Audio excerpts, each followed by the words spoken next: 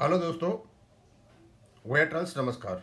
मैं काफ़ी दिन से वीडियो बना रहा हूँ और मैं कोशिश यही कर रहा हूँ कि हमने ये बताने में सफल रहे कि हाँ, बैंक पेंशन अपडेशन है और उसका फंड से कोई लेना देना नहीं है।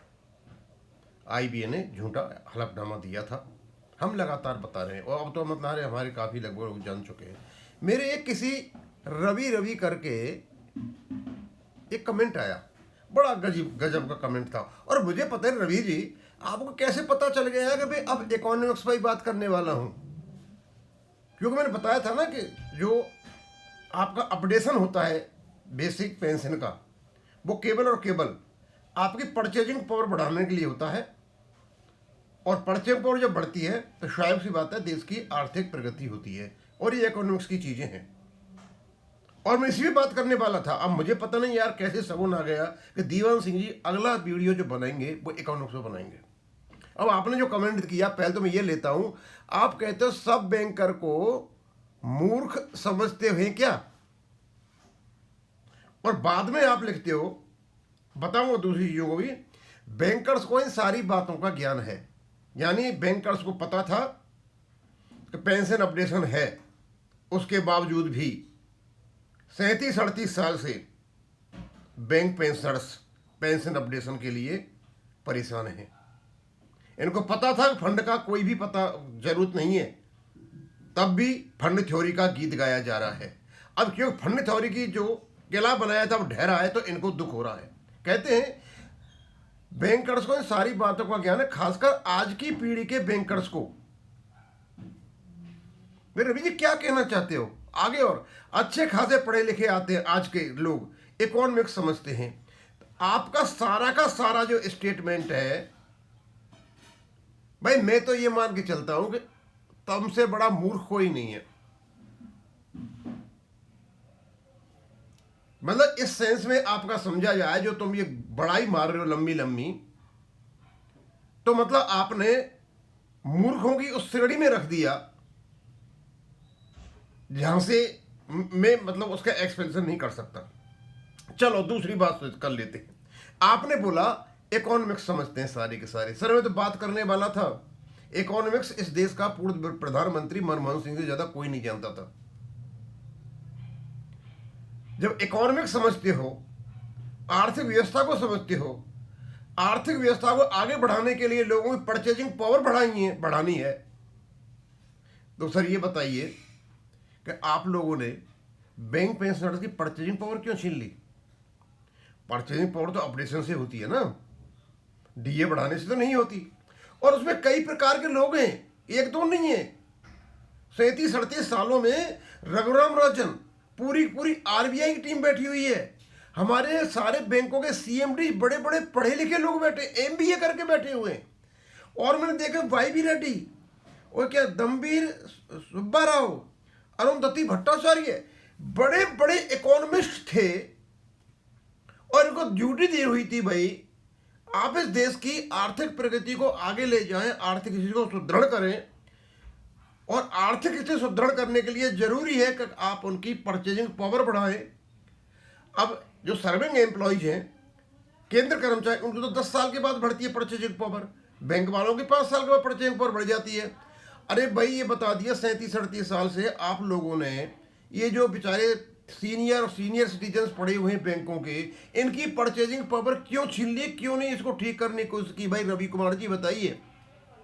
आप मानते हो ना कि आप अच्छे खासा ज्ञान रखते हो, आज के बैंकर बहुत ज़्यादा चतुर हैं, तो सर आपने किसी प्लेटफॉर्म पर ये आवाज़ उठाई कहीं कि भाई उनकी भी थोड़ा परचेजिंग पावर बढ़ाइए, यानी उनके अपडेशन कीजिए?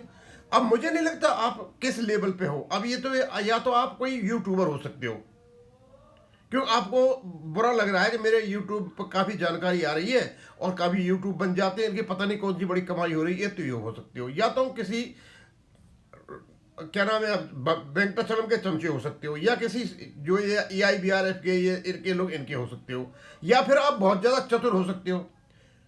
और यदि आप किसी बैंक के सीएमडी वगैरह हो, तो सर मैं तो आपसे ये कहना चाहूँगा कि उन पोस्टों पर तो बड़े बड़े पढ़े लिखे लोग जाते हैं, इकोनॉमिक्स के जानकार, एमबीए किए हुए जाते, छोटे मोटे लोग नहीं जाते। उनको तो अच्छी तरह पता होना चाहिए कि भाई हमारे बैंक पेंशनर्स भी हैं, उनकी कोई परचेजिंग पावर नहीं है। वो 2000 पहले से जब रिटायर हुए थे, 1000 से नीचे उनकी बेसिक भी हुआ करती थी, उनकी परचेजिंग पावर नहीं बढ़ाई, उनकी पैरिटी नहीं बढ़ाई। तो ये तो सर ज्ञान होना चाहिए था आपको। आप अपने को इकोनॉमिक्स मानते हो कि इकोनॉमिक्स के स्टूडेंट हो आप। मैं इसी पे करने वाला था, पर मुझे पता नहीं आपने पढ़ा दिया। अब चलो, आपकी जो अंदरूनी जो वो है ना जेलसी, अब उसके बारे में पढ़ते हैं। अब तक कितनी कमाई हो चुकी यूट्यूब से, आप अपने आप को खुद पूछिए कि पूछ क्या रहे हो। अब मैं तो क्या जवाब दूं इसका, क्योंकि ऐसे जो इडियोक्रेसी के जो सवाल होते हैं ना, उनको उत्तर नहीं दिए जाते। सब बैंकर को मूर्ख समझते हैं क्या? अब मैं तो भैया मूर्ख नहीं समझता, और कहा आपको तो बिल्कुल नहीं समझता कि आपने जब ये कही ना, और लास्ट में आपने बोल दिया कि आजकल बड़े पढ़े लिखे लोग आ रहे हैं, बहुत बहुत इकोनॉमिक्स के पढ़े लिखे आ रहे हैं। तो भैया आप इकोनॉमिक्स के काम करो ना, फिर परचेजिंग पावर दिलाइए ना, हमारी अपडेशन दिलाइए, हम मान लेंगे आप पढ़े लिखे आ रहे हो। अरे अच्छे अच्छे नहीं दिला पाए। 2008 में मनमोहन सिंह ने आरबीआई का पेंशन अपडेशन छीन लिया था। अदरवाइज दूसरे शब्दों में कहने जाए तो उन्होंने आरबीआई के पेंशनर्स की परचेजिंग पावर छीन ली थी, जब उनको अप्रूव करना चाहिए था। चलो आगे चलते हैं। एक ही दिन बार बार बताने से क्या, ये है असली दुख आपको। क्योंकि दीवान सिंह बार बार फंड की बात क्यों कर रहा है? क्योंकि फंड की जो थ्योरी 37-38 साल में बनाई थी, जो किला बनाया था, वो ढह रहा है। अब धीरे धीरे उसकी ईंटें निकल रही हैं। ये है आपका दुख सारा का सारा, और कोई दुख नहीं है आपको। दुख ये है कि फंड की थ्योरी को क्यों बता रहे। अभी तो और आएंगे। ऑल इंडिया केसेस जो मनीष सिंघवी साहब ने कोर्ट में रखा है ना, उसने तो उसकी जड़ें हिला दी हैं। अभी तो बहुत दुख होगा आपको रवि जी। अच्छा, और आपके वीडियो से ना पिटीशनर को ना सुप्रीम कोर्ट को कोई मतलब है। मेरे वीडियो से मतलब है, आपको पता है 5 तारीख को बहस जब हो रही थी, ये फंड थ्योरी पे हो रही थी, आप लोगों की बाहें खेल रही होंगी, लेकिन आपको पता नहीं था कि रेगुलेशन जब आ जाएगा जब क्या होगा। और जब रेगुलेशन जब पकड़ा गया था ना कि यहाँ से यहाँ तक के लोगों का अपडेशन हो रहा है, वो मेरा सिनॉप्सिस था। यह फायदा इन वीडियो को बेकार एक ही बात को दोहराकर लंबा ट्यूब कमाने से अवसर बन गया है। मैं तो और भी बनाऊंगा। ये तुम लोगों ने जो फंड थ्योरी का गीत गा करके लोगों को बेवकूफ बनाया, तो अर्थशास्त्रियों ने, तुम अर्थशास्त्री समझते हो ना अपने को, इसमें तो और भी बनेंगे। अभी तो बहुत कम बनाए मैंने। ठीक है, कुछ फायदा हो जाए, लेकिन बैंकर्स को अब आपने निष्कर्ष निकाल दिया। बैंकर्स को अब बेवकूफ मत समझो भैया। मैं नहीं समझ रहा आपको रवि, मैं आपको बेवकूफ बिल्कुल नहीं समझ रहा। हाँ, कुछ को मिर्ची जरूर लगी हुई है भाई। आप इतने ही 30 मार खाते हैं तो सारे कामों करते, मुझे ये काम क्यों करने पड़ते? मैं तो ये फालतू की बातें नहीं करता, क्यों अपना समय वेस्ट करता। यहां से आगे मैंने इकोनॉमिक्स को ही पूछना है। ये जो इतने इकोनॉमिस्ट बनते हो ना आप जैसे लोग, तुमको ही पूछना है मुझे कि आखिरकार हमारा बैंक पेंशन अपडेशन क्यों नहीं हुआ। हम भी तो इसी देश में रहते हैं, हम भी तो खाते हैं, हम भी तो पीते हैं, हमें भी तो सुख सुविधा चाहिए, फिर क्यों नहीं हुआ? आप तो इकोनॉमिस्ट हो ना। देश की आर्थिक स्थिति जो होती है वो इकोनॉमिस्ट के हाथ में होती है। वो बताते हैं सारी स्कीम सारे प्रोग्राम, जो कुछ वो बताते हैं। आप बताते हो भाई, यदि किसी फैक्ट्री को चलाना है तो उसका माल बिकना चाहिए। माल जब बिकेगा जब परचेजिंग पावर होगी जनता के पास। यार जनता में हम भी तो आते हैं भाई, 8 लाख पेंशनर्स आते हैं, हम भी आते हैं, LIC के भी आते हैं, RBI के आते थे, उनका टूटा फूटा बगड़ा कर दिया। ये नहीं आते क्या? तो आप कैसे इकोनॉमिस्ट वाले लोग हो भाई? मैं इकोनॉमिस्ट से ही पूछना है। इस देश की जो आप अर्थव्यवस्था को सुदृढ़ करने की जो बातें करते हो, अर्थव्यवस्था तो सभी सुदृढ़ होगी जब फैक्ट्री लगेंगी, इंडस्ट्री लगेंगी, इंडस्ट्री में माल बनेगा, सर्विसेज का उपभोग होगा, इन सब चीज़ों का होगा। तो सीधी सी बात है, हमारे पास परचेजिंग पावर होनी चाहिए। परचेजिंग पावर कैसे आएगी भाई? जो सर्विंग कर्मचारी हैं या बैंक पेंशन, उनको तो अपडेशन से आएगी या पे रिवीजन से आएगी, और उसको आप होने नहीं देते हो। आप कहते हो हम अर्थशास्त्री हैं। भाई ऐसे अर्थशास्त्री नहीं चाहिए हमें। हमें वो अर्थशास्त्री चाहिए जो हाँ कह सके हाँ ये गलत हुआ है। अब इनको आपको दुख लग रहा है कि मतलब मैं पेंशन फंड की जो थ्योरी है सामने रख रहा हूँ लोगों के। रवि जी, बुरा तो नहीं लगना चाहिए। हाँ 2-4 हैं ये चमचे हैं, बैंक कचलम के चमचे हैं, और ये 2-4 जो रिटायर्ड ऑर्गेनाइजेशन हैं उनके चमचे हैं। उनको बुरा लग रहा है, उनको इतना बुरा लग रहा है कि कहीं ऐसा नहीं है उनके मेंबर छोड़ करके भाग लें। अब रवि जी, मैं अंत में आपसे ये पूछना चाहता हूँ बहुत ईमानदारी से, आप बताइए वास्तव में आप इकोनॉमिस्ट हो और किस पोस्ट पे हो, मुझे अपने उसमें डालो, या मुझे आप थोड़ा सा अपना नंबर दो अब अगले बार में कि ये मेरा नंबर है भाई, और नहीं तो मेरे से बात करो, मेरा नंबर बता देता हूँ 9811522783। एक्चुअली पूछना चाहता हूँ कि जो इकोनॉमिस्ट होता है उसमें कोई चरित्र होता है क्या, सिंसेरिटी होती है क्या, उसमें कोई नॉलेज होता है क्या, ये कहने को इकोनॉमिस्ट है? और यदि होता है तो सर मैं ये चाहूँगा आप जितने भी इकोनॉमिस्ट हो ना, आप गवर्नमेंट को बताएं कि भाई इनकी परचेजिंग पावर बढ़ाइए, यानी इनका अपडेशन कीजिए, जुड़ जाइए ना हमारी मुहिम में, आप हम जोड़ देते हैं आपको, हमें बहुत अच्छा लगेगा।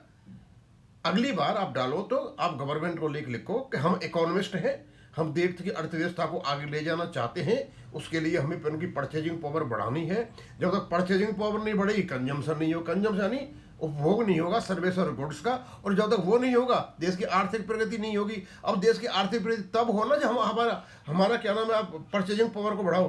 आपने परचेजिंग पावर छीन ली हमसे तो आप का एक इकोनॉमिस्ट हो भाई?